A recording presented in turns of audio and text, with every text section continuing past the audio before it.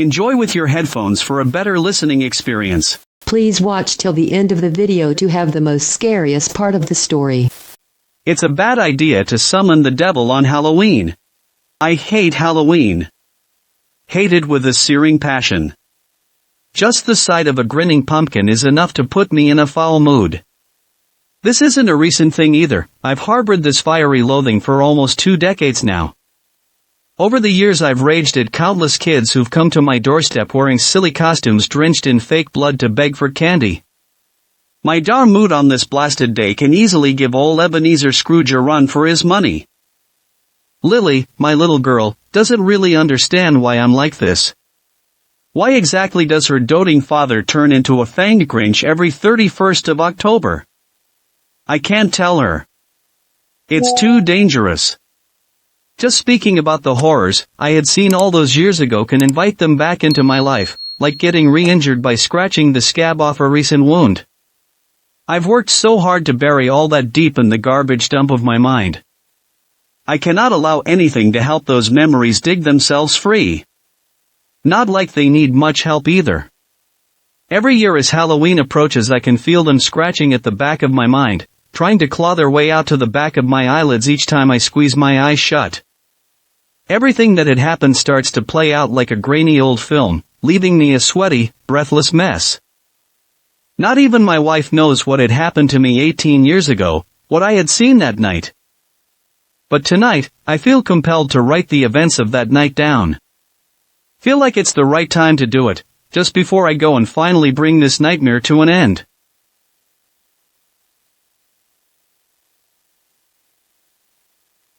It was the turn of the millennium, fall in the year 1999. I was a scrawny 11-year-old white kid living in a small town in America. Having been born in a well-off family, I hadn't experienced danger or fear in a meaningful enough way to sharpen my survival instinct. Maybe if I had I wouldn't have gotten up to the kind of stupid stuff that made me stumble into the worst mistake of my life. We lived in a close-knit community. So, I had plenty of friends growing up, mostly from backgrounds similar to mine. By far my closest friends were Jonah, the pimply Jewish kid with the buzzcut, red-headed Ed with a plum face pockmarked with freckles, gangly Michael, the lone black friend of our group is also of our grade, and finally there was tough guy Adam, who wasn't just fat like Ed, but had thick arms that were beginning to swell with muscles. A sausage fest, I know. Now it's not that we hated girls, we just lacked the social skills required to interact with them beyond stammering the awkward hi in noisy school hallways. And most of those went unheard as well. The 5 of us were tight as a fist. Others would flit in and out of the group, but the core made up of us 5 stayed intact all throughout our childhood. At least it did until we decided to summon the devil on Halloween 1999. Small towns like ours always have folktales and legends that give them more character than they truly deserve. Sometimes it's a haunted house, sometimes a hairy monster out in the woods, and sometimes an insane ice cream truck driver that murders little children. Ours has a ritual. One that can help you summon the devil on Halloween and make him do your bidding. The story goes that for some reason that changes depending on who you're talking to, Satan had once been made to bleed on our soil, causing our town to acquire a special significance for the Lord of the Fallen.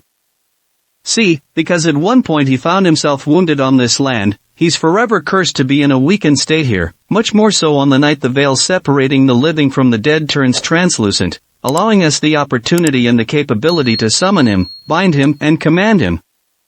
Sounds nonsensical, right? We thought so too, right up until the moment he appeared in Michael's attic. It was my idea, of course. Who else but the troublemaker of the group would suggest something like this? My plan was to use the ritual to scare Jonah and Ed. Do the old hocus pocus and then either act like I had been possessed by a demon or get Adam to pretend to be the devil himself. The guy had a gruff voice. Puberty had hit his throat harder than a truck full of cigarettes. Now that voice in a dark and cramped attic? Hate, but it could make even old Lucifer yellow his briefs. Don't get me wrong, I really wasn't trying to hurt my friends, or leave them with permanent emotional scars. It was all supposed to be wholesome fun. Just a harmless prank. Who would have thought that would go off the deep end that way it did? Certainly not me. The night was still young and bustling with costume-clad trick-or-treaters and buzzed college students when it found me on Michael's porch. His double-story house was built in the colonial style with thick slate walls and a small round window in the attic that glared down the entire length of the cul-de-sac. I whistled as I hopped up the creaky steps and knuckled the doorbell, muscle memory guiding my action more than conscious decision. The door clicked open almost immediately and Adam's grinning face popped out. "Dude! You're already here," I said. "Why wouldn't I be?" he asked, still smiling. "Not like I have any place better to be. Quick! Get in. Jonah and Ed aren't here yet." He held the door open for me.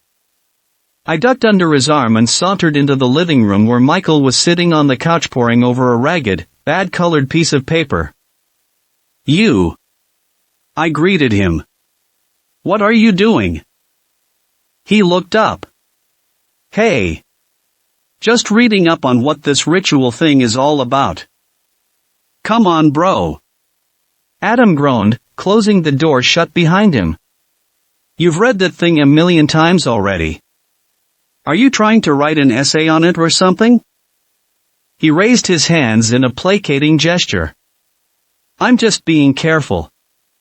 Which you'd be too, might I add, if it were your house we were trying to summon Satan in." "Yeah, well, the thing is, Michael," I said as I plopped myself down on the couch next to him, "Satan isn't real. It's just that they made up to stop you from making the bald cry."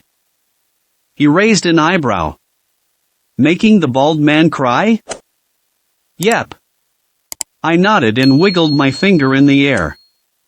"They really don't want you scratching Yoda behind the ears." "Absolutely," Adam said solemnly as he sat on the chair in front of us. "They hate it if you beat the bishop.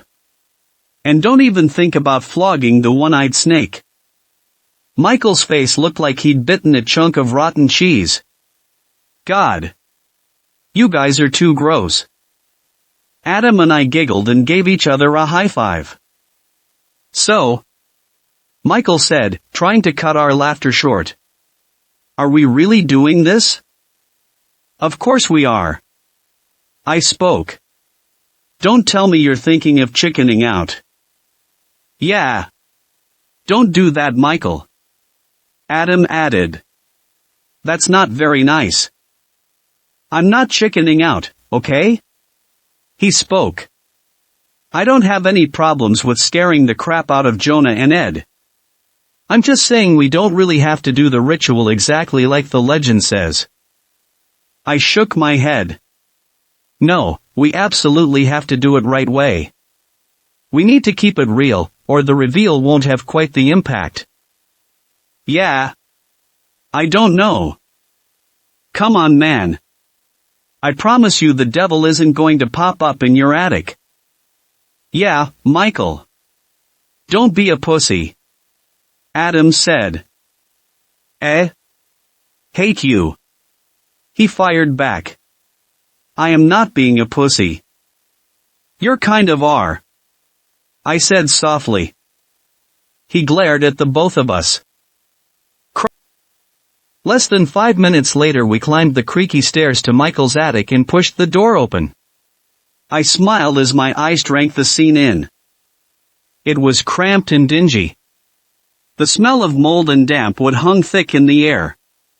The corners were piled with broken furniture covered in tattered white rags. Discarded toys and other knickknacks littered the wooden floor. Dust motes shivered in the weak moonlight that struggled its way through the round dirt-speckled window. Next to the window was a white cabinet with paint peeling off its panels. It was just large enough to allow one of us to squeeze into it. Perfect. "Where's the light switch?" Adam asked. Michael didn't bother to reply and slipped off to our left. Seconds later we heard a click as golden light flooded the attic, revealing the grime that caked the floor.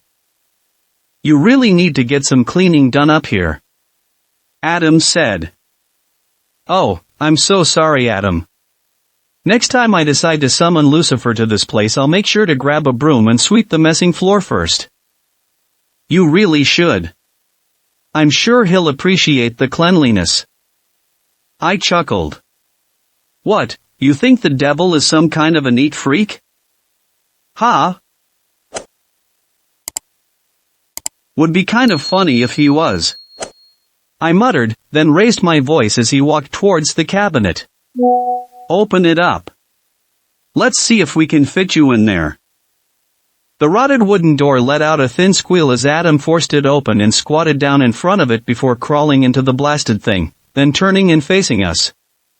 From within the shadows that writhed in the cabinet, he flashed us a mischievously satisfied grin. He looks like a frog, doesn't he? Michael asked. Ribbit, Adam said. I laughed. Just you wait there, little froggy. We'll get you some flies and gobble up. Yummy. Michael checked his watch. Those two should be here soon. You want to go downstairs and make sure everything is ready for the ritual? I nodded as Adam climbed out of the cabinet. You're going to be okay up here all alone? Sure. Just going to take the time to practice my demon voice. Awesome. Michael laughed. All right. Let's go then. I followed him out of the attic.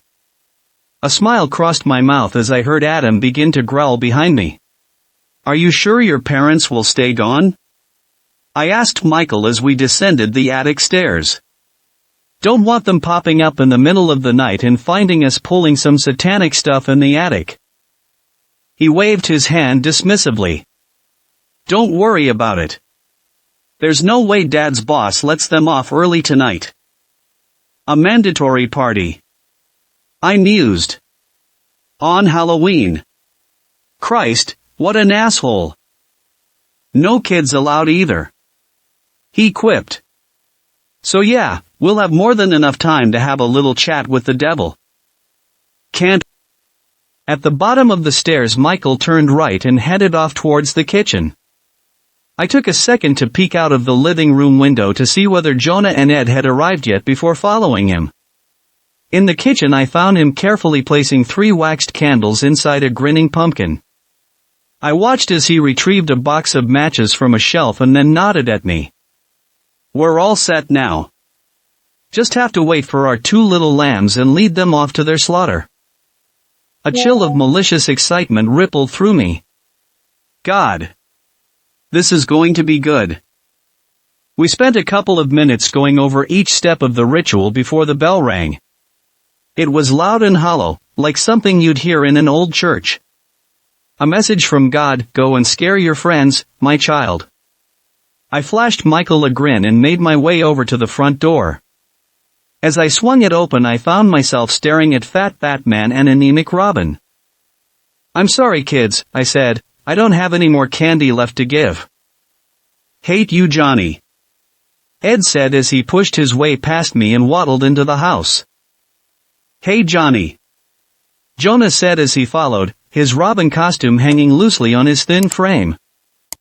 They exchanged greetings with Michael and proceeded to make themselves comfortable on the living room couch, before showing us their haul of sweets. So is Adam really not coming? Ed asked as he munched on a bar of chocolate he'd gotten from Mrs. Abernathy. Nah. He's gone to his grandma's place. I said, quickly shooting a glance at Michael. It sucks, because I think he would have loved to be a part of the ritual. Yeah, about that. Jonah said. Are we really doing it? Of course we are. We talked about this repeatedly, remember? I don't know man. It just seems stupid. Jonah said, gently shrugging his shoulders. Stupid? Wait, are you scared, Jonah? I asked, injecting mockery into my voice. He shook his head defensively. I'm not scared, okay? It's just... I don't know. You don't know what? I asked. I don't know. It's just stupid. Wow. What a compelling argument. You've certainly convinced me you're not scared right now. Michael rolled his eyes. Ed snickered.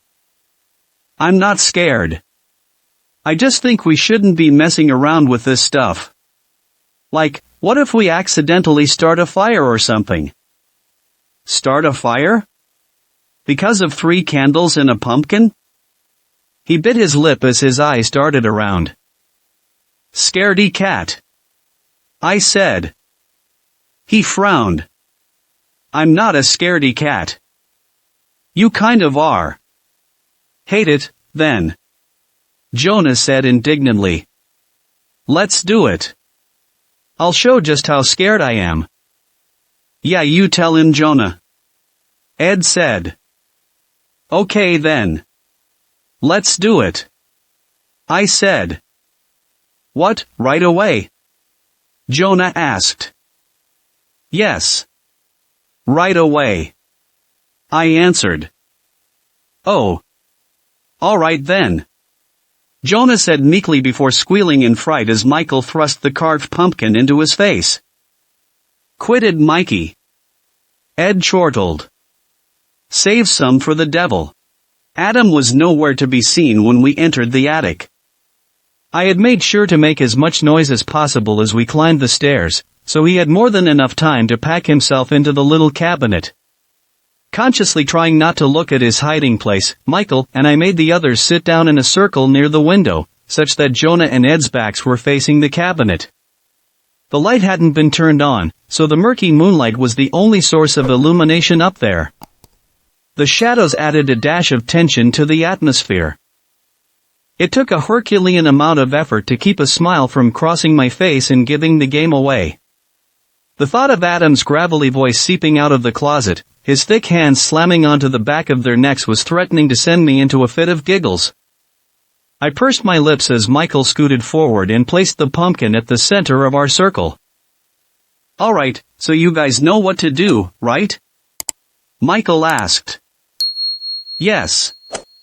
Ed answered and was soon echoed by Jonah. Good. I'm going to go over it all once again anyway.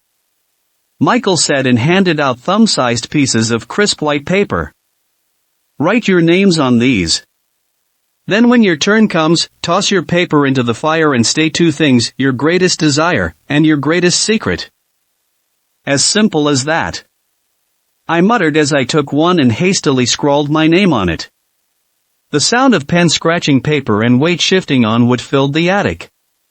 As the sounds retreated, a thick and heavy silence swept into the room. Okay. Michael said softly. It was almost a whisper. Here we go. The sound of a match flaring to life was issued, and a small bright flame floated above Michael's thumb. He used the match to light the candles placed inside the pumpkin, whose smile turned sinister with the golden glow. So, who wants to go first? Michael asked. Johnny? Sure. I said, then took a deep breath before tossing my paper into the jack-o'-lantern. What I want more than anything is to be a wrestler, the best in the world, better than Bret Hart. I glared at the others, daring them to laugh at me. None of them did. I gritted my teeth. My biggest secret is that I steal money from my dad's wallet to buy cigarettes. It wasn't even close to being my biggest secret. But no way was I revealing that for a prank. No. This would have to suffice. Michael nodded. I guess I'll go next. His hand shook a little as he tossed his paper in. What I want more than anything is to be an F1 driver. He looked at each of us in turn. There's something about the thought of being on that racetrack, going as fast as I possibly can, that just gets me going, man. Now I'm not saying I want to be Schumacher, but I would love to race him, know what I mean? I bobbed my head knowingly. He scratched his jaw. My biggest secret is that I am absolutely terrified of spiders. Ed snorted. Come on, dude. That's your biggest secret. Hey, don't judge me. I don't have any other deep secrets, okay? I'm an open book. He seemed too jittery to be telling the truth, but I didn't call him out on it. Next was Jonah. As he tossed his paper into the fire, thunder rumbled in the distance outside. Funny, I thought. I hadn't seen a single cloud in the sky that day. What I want more than anything is to be a surgeon, like my grandfather. He spoke. Saving people's lives and all that. I know it sounds a little corny, but I really want to be like him. Grandpa's boy through and through, huh? I spoke. I dig it. He bit his lip, let his eyes sweep over the rest of us. My biggest secret is that I hate my parents. My mom beats me, and my dad is a workaholic who doesn't have any time for me. He told me he wishes I had never been born. My grandpa was the only family I loved, and now even he's gone. Jesus Christ, dude. Michael swore. Ed clapped his hand on his mouth. Wow, you really laid it all out. I said, my eyes wide with surprise. I felt a twinge of guilt in my chest. I only wanted to scare him. Not this. It's supposed to be our biggest secret, isn't it? Jonah asked. The only way we'd stay safe in this ritual is if we're completely honest, isn't that right? The twinge of guilt turned into a throbbing ache. God, but he was taking this way too seriously. I couldn't see the look on his face. Had it somehow gotten darker here? I turned my neck to gaze out the window when my attention was drawn to Ed's voice. All right, I'm next. He said, pulling himself closer to the pumpkin, his fat belly jiggling with the movement. He crushed the paper in his hand and hurled it into the jack-o'-lantern. What I want more than anything is to lose some weight. That wasn't a surprise to anybody. And my biggest secret is that I believe my mom enjoys seeing me be this fat. She loves the fact that she's not the only pig in the family. I'll never get thin as long as I'm living with her. She'll keep pouring all the grease in the world down my throat. And my dad is too much of a coward to stop her. He steadily grew angrier with each word, turning red as a tomato by the end of his rant. His eyes, pricked with tears, retreated into his skull as his face scrunched up into an expression of deep loathing. An uncomfortable silence choked the attic. The only thing punctuating it was Ed's heavy breathing. Jonah patted his back but didn't say anything. Adam hadn't popped out of his hiding place, fortunately for all of us. The only thing that could make it all worse was admitting to Jonah and Ed that we made them say all that for a dumb prank. I glanced at the cabinet to give him a signal to not continue with what we had planned in case he hadn't yet been dissuaded by what we all had just heard. A frown creased my brow. I couldn't see the cabinet. When did it get this dark? And why was it so quiet? We should have at least heard the sounds of cars and revelers on the streets outside. Don't cry, Ed, buddy. Michael said. I mean, no matter what happens you've always got us, right? Yes you do.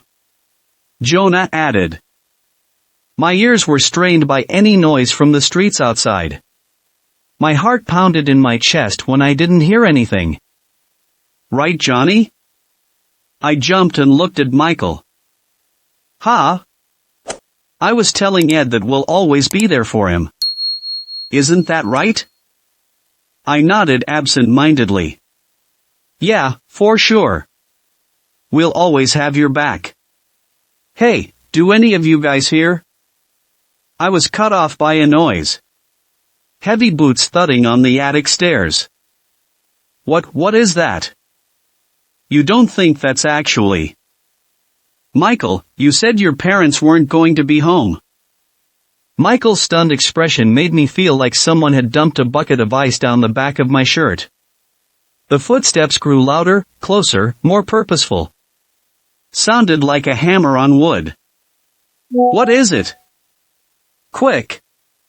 Hide the pumpkin. Guys. That's it. I'm coming out.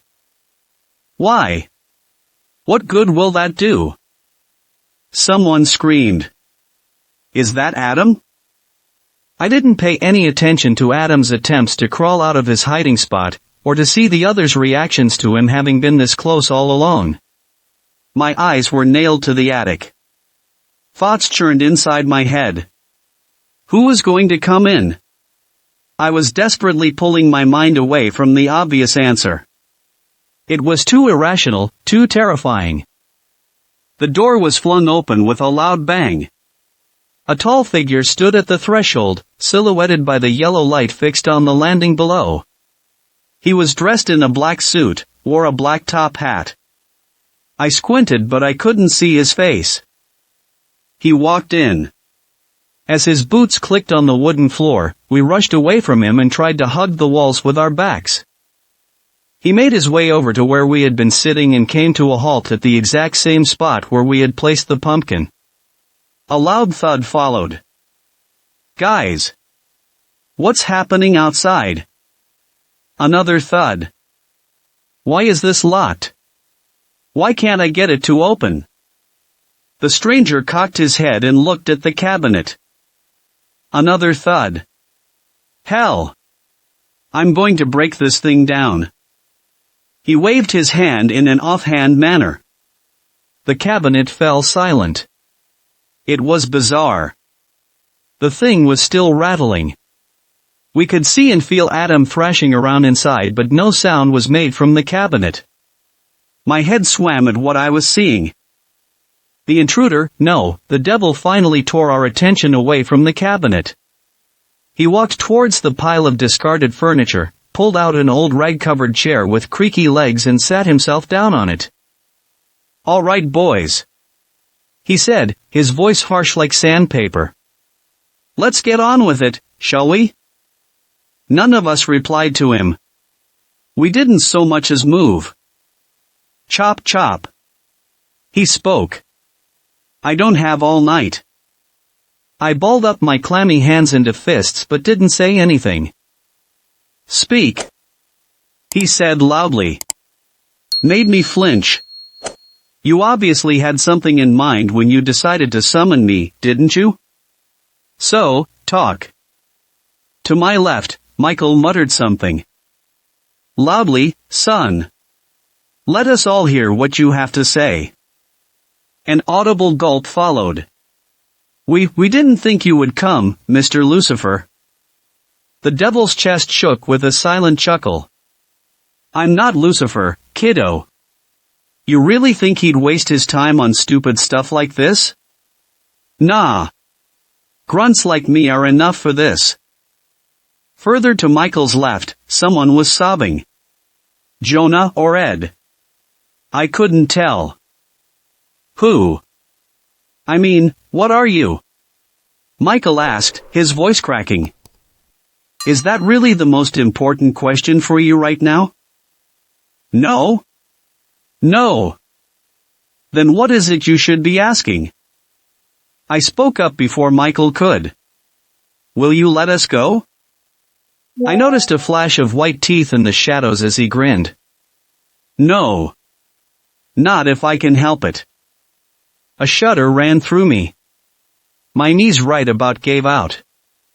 Please. Michael said. Let us go. Nah.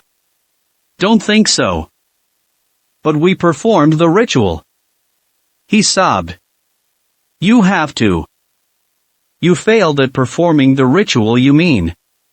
You can't really expect to contain a demon with phony stuff and a weak resolve, kids. You really can't. Sir? Is there any way we can leave? I asked. And now you've finally asked the right question. Yes, Johnny my boy. There is a way for the four of you to leave. Dear God, he knew my name. What is it? Michael asked. Simple. One of you needs to give me his soul. What? I asked, aghast. One soul. That's all I ask. Surely you can bring yourself to sacrifice one of your own. How about Adam? He can't listen to what's happening here right now, so he won't ever get to know what condemned him. How does that sound? Good, yes? Give me your friend's soul and I'll let you all walk out of here alive. Don't, and I'll kill you for bothering me on this fine evening and go along on my merry way. Not a bad deal, right? I'd take it if I were you. His offer shocked us all into silence. Finally, after a couple of agonizingly long moments, I opened my mouth, not quite believing what I was about to say. We would need some time to. Jonah cut me off. No, we can't. What? I yelled. We can't kill him and condemn him to an eternity of torture. We can't. So, you want to take his place then? Michael asked, his voice somehow thick with sarcasm even in a situation as terrifying as this. No. Jonah replied, his voice wavering. But we can't do this to him. It's not right. Why not, Jonah? One of us has to die. So why not him? Or are you telling me you have some other way of getting us out of here? I was practically screaming. Don't forget. Adam bullied it out of you. I mean, he was planning to scare you and now you want to be a martyr for him? What? So were you Johnny, your piece of stuff? How about we all kill you instead? Jonah shot back. Don't be stupid, Jonah. I said, trying not to let the dread I was feeling creep into my voice. He's my friend. I don't want him to die. But if it's between me and him, I'm choosing myself. I agree. Michael whispered, then raised his voice. It's not right. But it's the only way out. In this situation, his is the only name we can all agree on. It's the only way. Ed squeaked his agreement. Looks like you've been outvoted, Jonah. I said, feeling slightly relieved. It's not a democracy. Jonah protested. We can't leave Adam's fate up to a vote. You're stupid suicidal. I cursed. What is wrong with you? The demon clapped his hands, shutting us all up in an instant. As interesting as this conversation has been, and as much as I would like to watch this little ethical dilemma play out, I have better things to do tonight. So let me sweeten the deal a bit, okay? He paused for effect. 18 years. Let me feed on Adam's soul for 18 years and then I'll let you try and free him. Sounds fair? But I'm warning you, if you try to perform the ritual before those years are up, the demon who'll be answering won't be nearly as nice as I have been. Remember. 18 years. I gave Jonah a quizzical look. He turned his head away in disgust. We have a deal. I said quickly, before one of them could change their minds. He grinned, his bared teeth reminding me of a shark. Finally. He clicked his fingers. The gap between the panels and the frame of the cabinet lit up with a blindingly bright orange glow. Smoke billowed out and sound came rushing back. Adam screamed and slammed into the door of the cabinet. My heart shriveled up as I heard and felt the agony in his voice. Sweat beaded on my forehead as tears gushed out of my eyes. I was listening to my friend's death throes. The screams continued for what felt like hours, looking themselves into our memory. We didn't try to help him. Couldn't. Our bodies wouldn't move. It felt like our nerves had been flooded with ice. We stood rooted to our spots like mannequins even as the smell of burning flesh swamped our nostrils. Adam's death left an utterly terrifying silence in its wake. I couldn't see the other three, but I knew that the same thought filled all our heads. What had we just done? Now run, you little guys. Run, before I change my mind and decide to kill you all anyway. We didn't wait for him to say anything else and scrambled for the attic stairs, staying as far away from him as humanly possible. It was a stampede of rats that poured down the stairs, pulling and shoving and clawing and scratching to be the first one out. We nearly tore the front door off its hinges as we ran out of the house, not even sparing a single glance towards the attic. We never spoke about that night again. Not for another 18 years. They never found out what happened to Adam. He was reported missing, of course. But no one ever found his corpse. A statewide search was called, but the rest of us kept our mouths tightly sealed. His disappearance broke his family. His dad drowned himself in liquor and his mother sliced her wrists open in the bathtub. We still didn't say anything. Michael was the first one to move out of town. For better educational prospects, he said. But we knew better.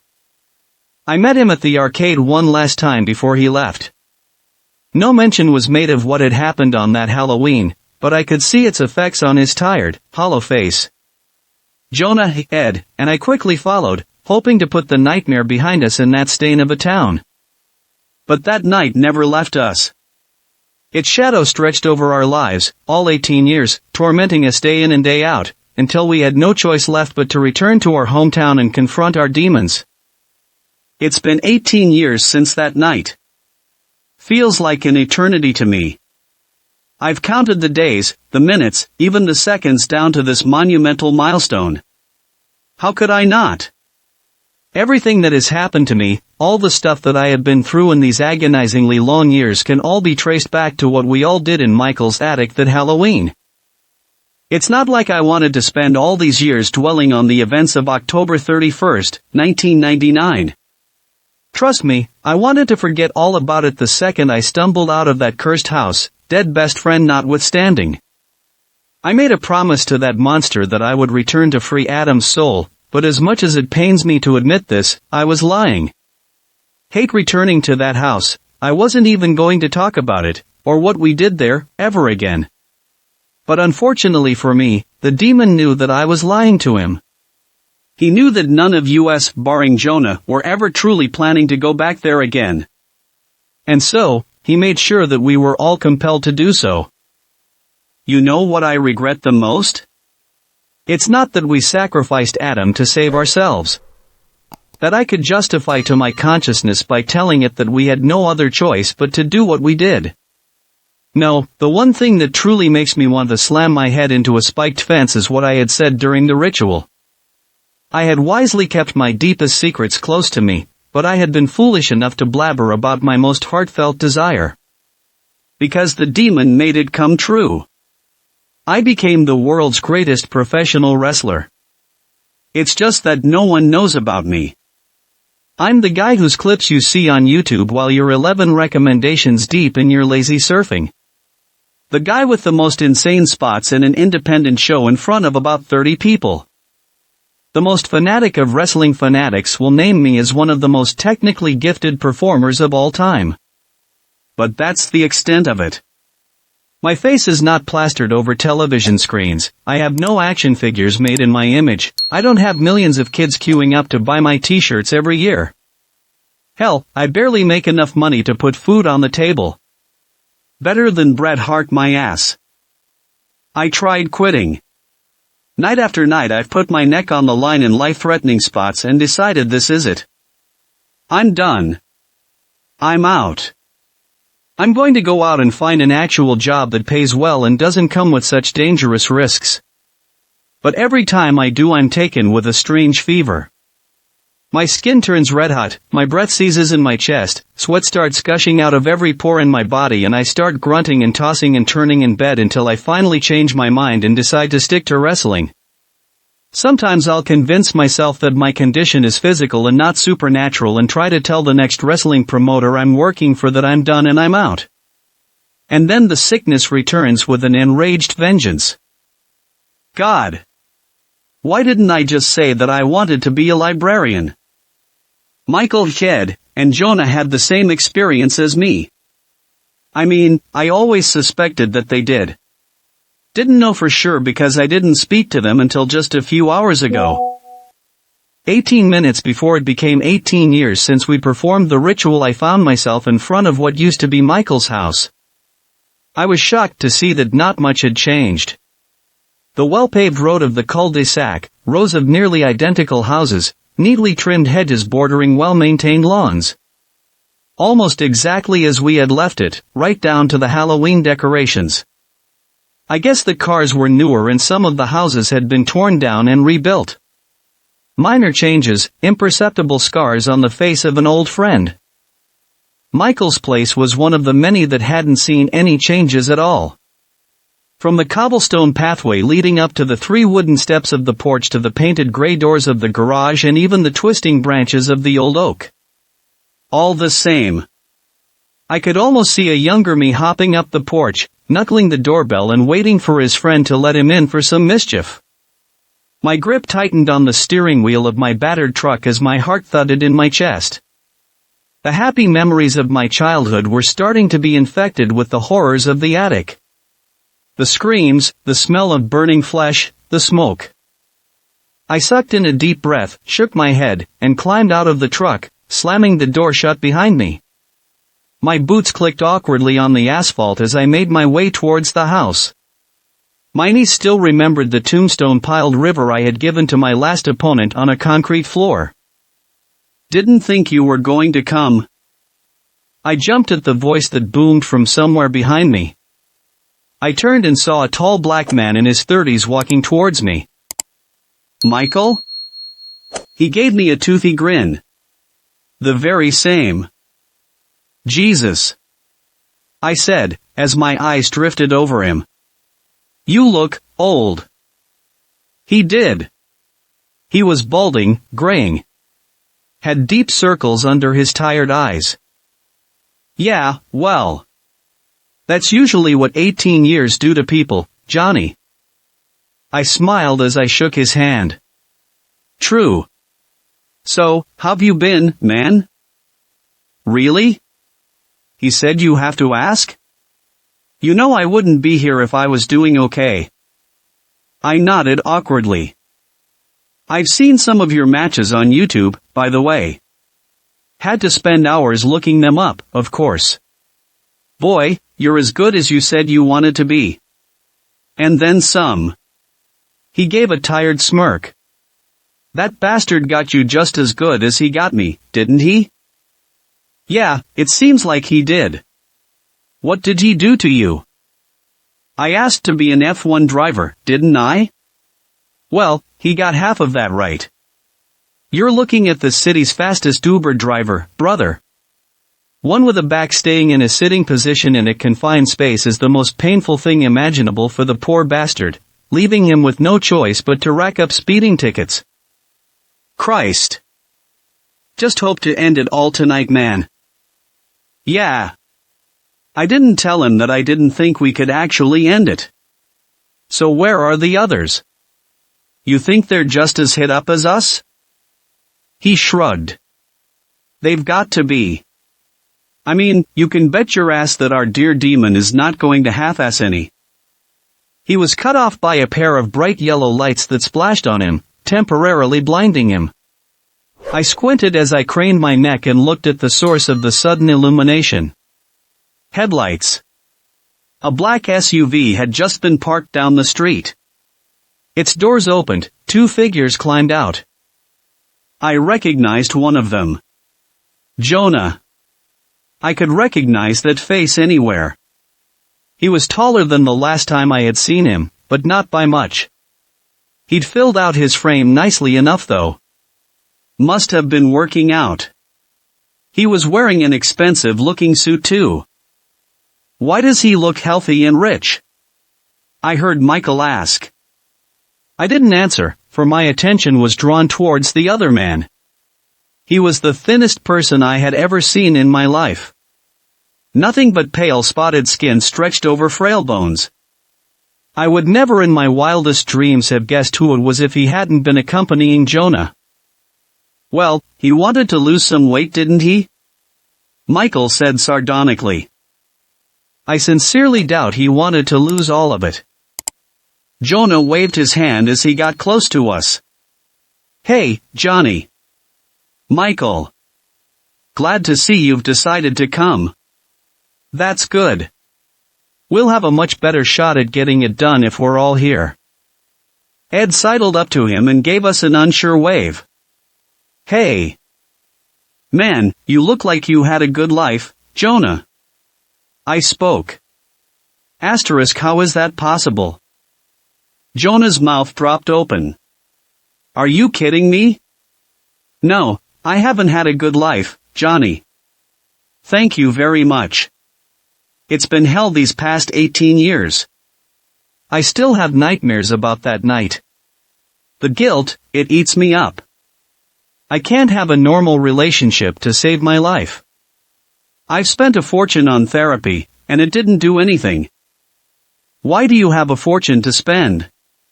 I asked, and then turned and looked at Michael. Why does he have a fortune to spend?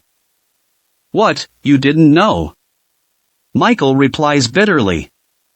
Our dear Jonah is a hotshot doctor, one of the fastest rising stars in his hospital. It's because I buried myself in my work, Michael. I had to keep my sanity. Oh, cry me a bad river. I spat. Yeah, hate you too, Johnny. He fired back. You know what, now that I look at you, maybe I am a little better off. But maybe, just maybe, it's your fault for being it and getting Adam killed. Guilt, it eats me up. I can't have a normal relationship to save my life. I've spent a fortune on therapy, and it didn't do anything. I got Adam killed? No. Don't you dare put that on me. You were more than happy to go along with it. I was not, and you know it. Just like you know it's your fault he's dead. Performing the ritual just to prank us, knowingly messing it up and letting the demon get stronger, and then when it goes wrong immediately throwing your best friend under the bus to save your own ass. It's all you, Johnny. All you. Spit was practically flying from his mouth. I gritted my teeth, balled up my fists. Blame me all you like. Doesn't change the fact that your hands are just as bloody as mine. Guys, stop. Know what your problem is? You're a coward, Jonah. Always were. Stop. I flinched. Until he just screamed I had forgotten that Ed was even here. Stop, okay? He said, shivering. You're both right and you're both wrong. Johnny, you can't judge Jonah. You don't know what he's been through. He's had to deal with his own stuff, so you don't have to pile your own on top of it. Also, even if he is as well off as you say he is, he still came back, didn't he? He didn't have to. But he did. Doesn't that prove he still cares about us? About Adam? I looked away sharply. And Jonah. He continued. Don't blame Johnny for what happened. He didn't know what was going to happen. Hate, but who would have thought an actual demon was going to pop up? We were all just kids, doing stupid kid stuff. So don't hold that against him. And it's not just his fault that Adam is dead. We're all to blame for it. All of us? Got that? Yeah. He whispered. So now can we please do what we came here to do and end this bad nightmare once and for all? Amen. Michael muttered. Less than a minute later we were standing on the doorstep of what used to be Michael's house with all the necessary ingredients for the ritual in our hands. So, how do we do this? I asked. Do we ring the doorbell and ask the house owners to let us in to summon a demon in their attic? What else do you suggest? Michael asked. We break in or something? Move. Jonah said as we pushed his way past us and slid a key into the door lock. Why do you have that? Michael asked. Because he bought the house. Ed said as he shot me a sharp look. Jonah nudged the door open. We stepped in. The place looked like it hadn't seen any occupants in years. No furniture in sight, damaged wooden floor caked in layers of grime, torn wallpaper, exposed wiring, dirt-speckled glass windows. If it hadn't been dark, we wouldn't have missed the signs of decay from the outside. Looks a lot different from how I remember it. Michael mused. God, so many memories here. And nightmares too. I added. Let's get a move on. Jonah said. The less time we spend here the better. Place makes my skin crawl. Yet you bought it, I thought, but bit back the words before they could spill out of my mouth. The climb to the attic was silent and tense. The vein in my forehead pulsed in rhythm with our footsteps, which sounded like marching drums at a funeral. My hands were shaking, and my face was coated in sweat. I felt my heart skip a beat as I heard the door creak open. We shuffled into the attic, which was much darker and gloomier than the last time we had seen it. The circular window had been boarded up such that not even a sliver of moonlight seeped in, forcing us to use our phones' flashlights to guide our way. Dust motes swirled in the beams of silver light that shivered and crisscrossed each other. The place was still cramped.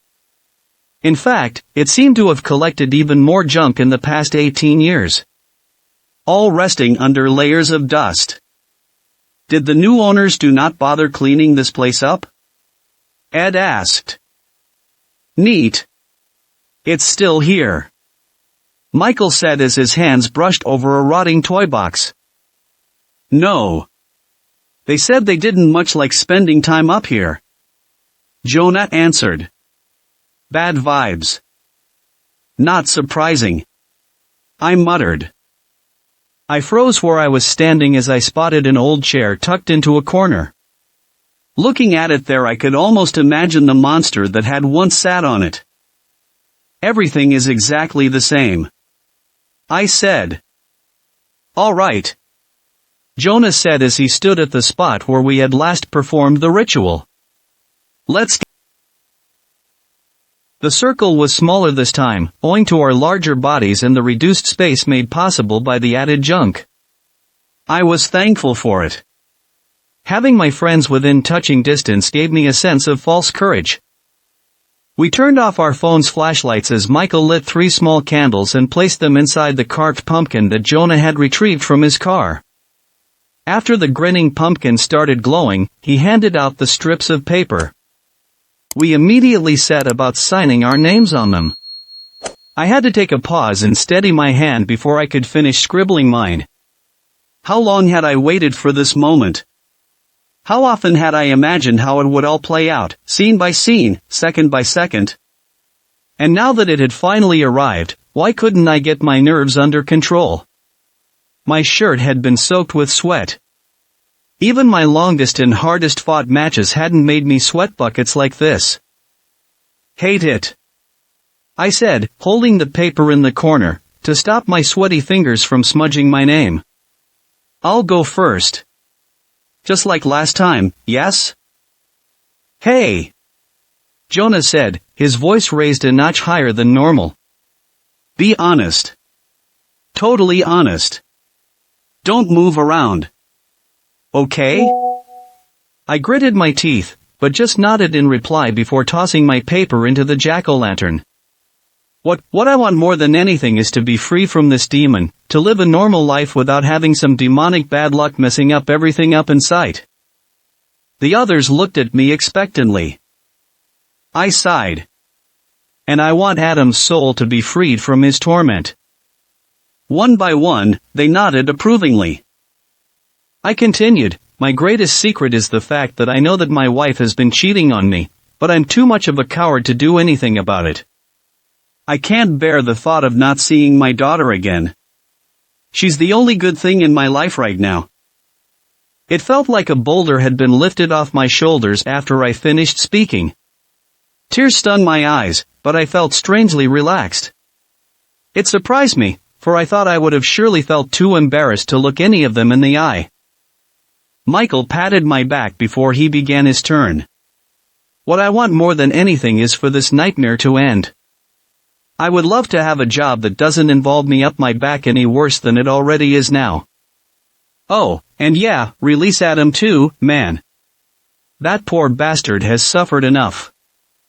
Here, here. Ed whispered. My biggest secret, Michael said as he rubbed his eyes and exhaled, I'm gay. No one in my family knows. I've only ever slept with strangers who don't know my name. In fact, of all the people who do know my name, you are the first to know this. It's cowardly, it's shameful, I know. But I just can't risk losing my family, man. I just can't. Thank you, Michael. Jonah said. That was very brave of you. It was. Ed and I said at the same time. My turn. Jonah said as he tossed his paper in. Thunder rolled in the sky outside. Right on cue.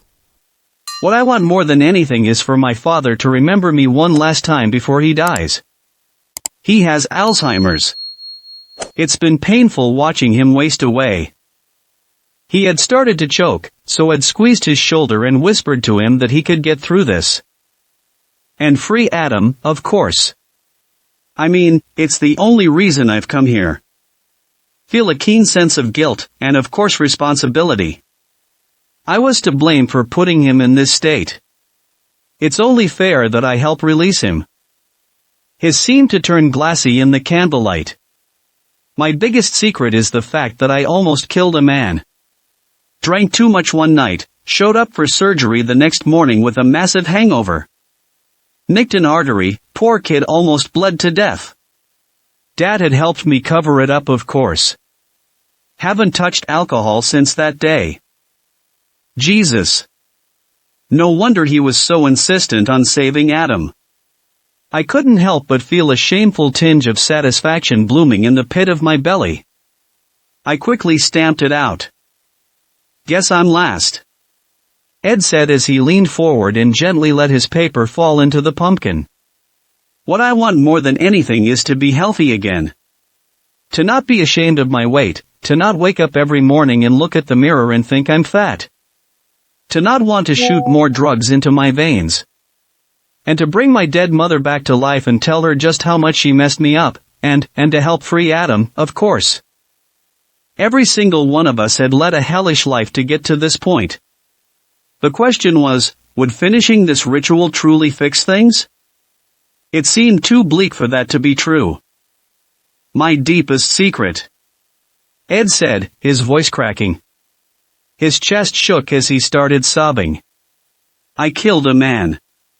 A junkie friend by the name of Robbie.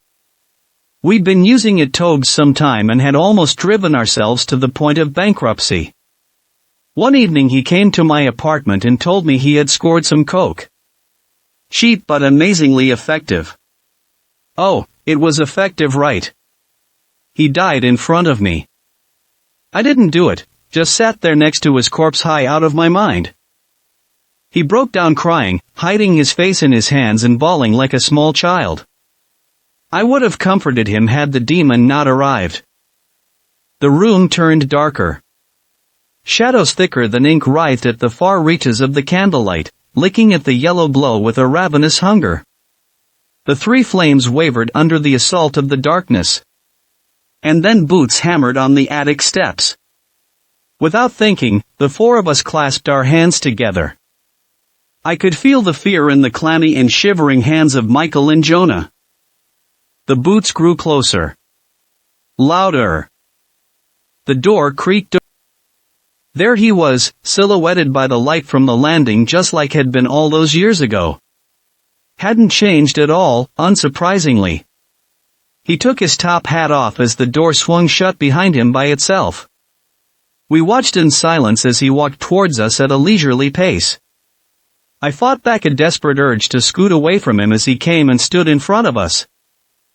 Well, well, well, he said in his scratchy voice.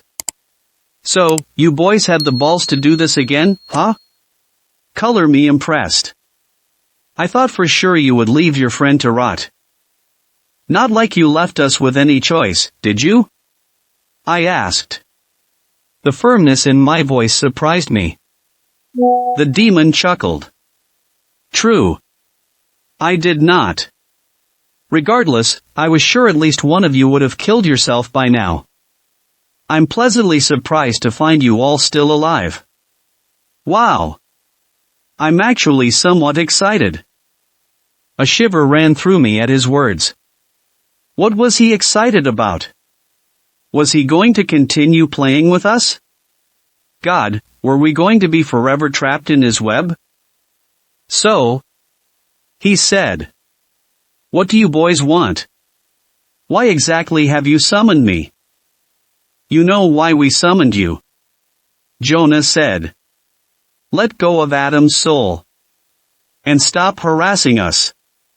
Leave us all alone. I saw the demon nodding in the shadow. Sure. That was the deal, wasn't it? Yeah.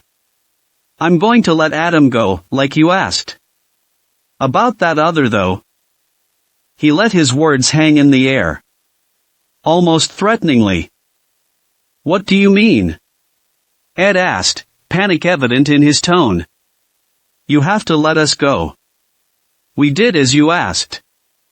We made a deal. No, the deal was only about letting Adam's soul go. Nothing else. I mean, you can't blame me, right? It's your fault for messing up the ritual and letting me get so much power over you. And I wouldn't be a particularly good demon if I didn't make use of such a delicious opportunity, now would I? You have to leave us all alone. Jonah insisted. No, I don't. Yes, you do. He spoke. You said we didn't perform the ritual properly, true. But I did my part right. And that's the only reason you weren't able to move with me quite like the others. So if we've done this ritual right this time, we have power over you, and you have to listen to us. That's not true. The demon replied. I mean, look at your buddy Ed. He's pretty messed up, isn't he? Now he was just as cautious as you as I recall. Jonah didn't say anything. I did. It's possible that Ed's life would have turned out like this regardless of your influence. Ed looked absolutely crushed, but I could see hope sparkle along with the candlelight in Jonah's eyes. You have to listen to us. No. I really don't. You have to. The demon stomped towards me. I have had it with these games. You think I can't destroy you if I so wish to? He grabbed me by the hair and pulled me up on my feet. The others screamed, but no one actually moved to stop him. I was standing face to face with the demon. I couldn't see his face clearly in the dim candlelight, but I could tell it was horribly disfigured. Half of it had been burned off, revealing necrotic tissue and rotting bones. He grabbed me by the jaw and forced me to look into his eyes. They were glowing like twin furnaces. In them I could see hell. Pain, torture, red-hot barbed wire wrapped around naked flesh, iron spikes slowly being driven into wet skulls, rusted knives shearing off flesh and skin, baths of blood bubbling like acid. I heard the screams, unending and full of inhuman anguish. My mouth dropped open, drool dribbled down my jaw. I was slowly losing my grip on sanity. Stop. I was jolted back to reality. I stumbled and almost fell before a pair of strong arms held me upright. It was Michael. I blinked furiously. In front of me, Jonah had his right hand wrapped tight around the demon's arm. Stop. I command you. The veins in the demon's arm bulged, but he obliged. I could see the rage in my twisted face.